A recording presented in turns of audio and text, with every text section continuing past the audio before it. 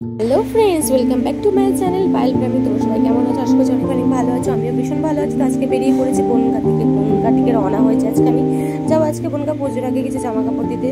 তো যাওয়ার পথে আমি জামা কাপড়টা কিনবো। আমার ভাইজন স্টেশনে নামবো, স্টেশনে নেমে কিছু জামা কাপড় কিনবো। ওর জন্য জামা কাপড় কিনে একটা জলের বোতল কিনবো, কারণ সঙ্গে আছে বাচ্চা আমার। কিনে তারপরে উঠবো ট্রেনে। ফার্স্ট ট্রেনে উঠতে তো হবে, ট্রেনের জন্য আমাকে টিকিট কাটতে হবে। স্টেশনে পৌঁছলাম, স্টেশনে পৌঁছে গিয়ে কেটে নিলাম টিকিট কেটে নিয়ে বাবুর সঙ্গে একটু দুষ্টুমি করলাম। তারপরে এখনো ট্রেন আসলো না, ট্রেন আসলে আমরা জাস্ট ওয়েট করছি। কিছুক্ষণ ওয়েট করার পরে একটা ট্রেন আসলো, কিন্তু সেটা আমার আমি যেদিকে যাবো সেদিকে ওটা কাটোয়ার দিকের।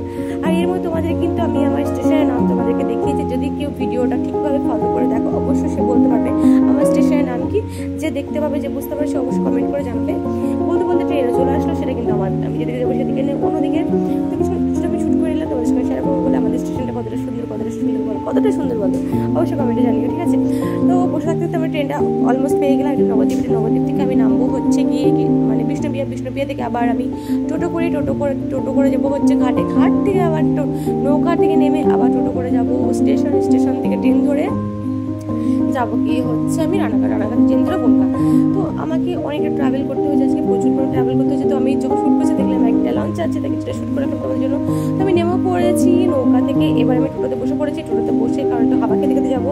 এত গরমের মধ্যে আমার পক্ষে সম্ভব না অটোর মধ্যে যাওয়া। তো দেখো আকাশটা কতটা সুন্দর, মানে এত সুন্দর আমার লাগছিল আকাশের সাথে। আমি কিছুটা শ্যুট করেছি তোমাদের জন্য। তোমরা ওদিকে অবশ্যই বলবে যে আমার জন্য প্রাকৃতিক সৌন্দর্য এই অন্যরকম, জাস্ট লাভলি আর কি। তো এরকম যেতে যেতে আমি ঠিক স্টেশনে পৌঁছে যাবো। তার আগে প্রচুর পরিমাণে ভিড়, রাস্তায় প্রচুর ভিড় হয়। কিছুক্ষণ আমাদের দাঁড়িয়ে থাকতে হয়, কিছু করার নেই, যেহেতু জ্যাম হয়ে গেছিলো। তো ওখান থেকে গিয়ে কৃষ্ণনগর নেমে আবার দেখছি লম্বা লাইন টিকিটের ওখানে।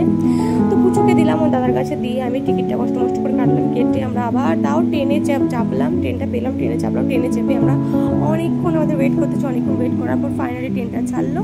ট্রেনটা ছাড়ার পর আমরা রওনা হয়েছিল রানাঘাট স্টেশনে নামলাম বনগাঁ ট্রেনের জন্য।